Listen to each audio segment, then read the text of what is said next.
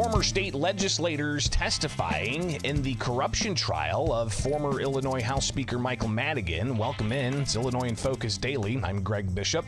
Like, subscribe, hit that notification bell, and join us each and every weekday morning. Jim Talamonti, a reporter for the Center Square, where you can get the latest headlines. He was in court yesterday of the Madigan corruption trial, and his story goes into the latest to testify.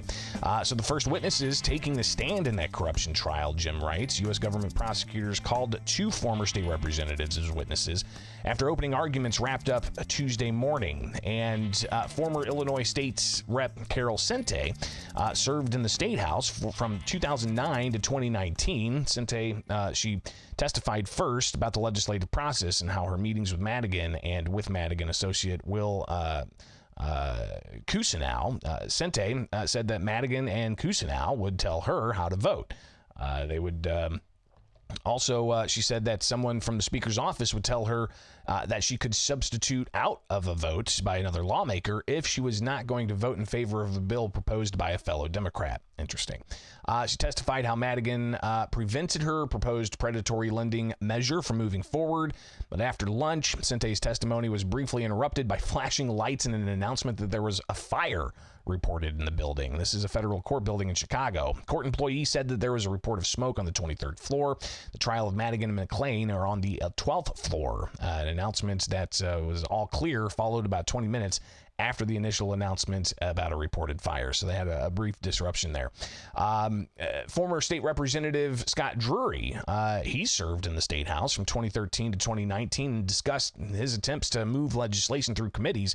He said Madigan had the ultimate control over legislation because he controlled the flow. In cross-examination, Drury and Madigan defense attorney Todd Pugh clashed several times over several pieces of legislation that Drury proposed during his time in office. Both Sente and Drury previously testified in the ComEd 4 trial last year, which ended with McLean and three others being convicted of bribery and corruption charges.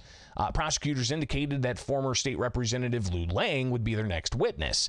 Now, what's fascinating about Lang is he was, also featured in the ComEd 4 trial.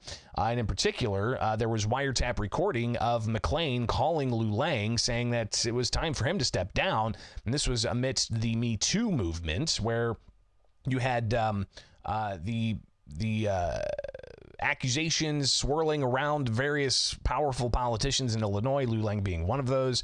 And the accusations were pretty loud, but apparently McLean called Lang and said, hey, it's probably time for you to step down. This is no longer me talking. I'm an agent, somebody that cares deeply about you, who thinks that you really ought to move on. So, again, who is that other person giving an agent orders here? So kind of fascinating to hear that. Clearly, we'll probably hear more about that. But Reform for Illinois Executive Director Elisa Kaplan, she said that many people in government are continuing Madigan's legacy.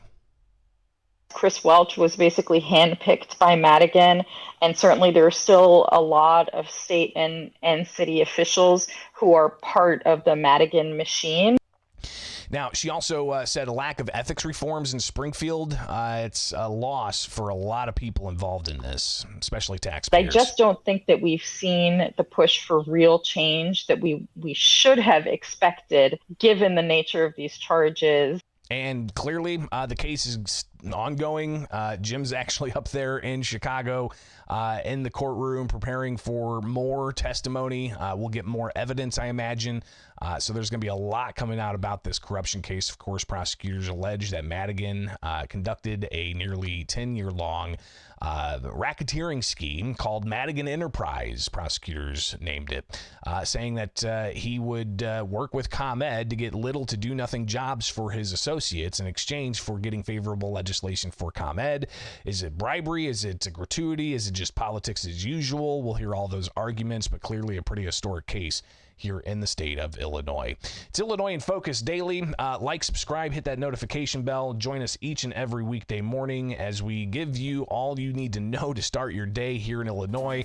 There's going to be plenty for us to talk about, including tomorrow we may delve into some concerns over the Safety Act and where that's at.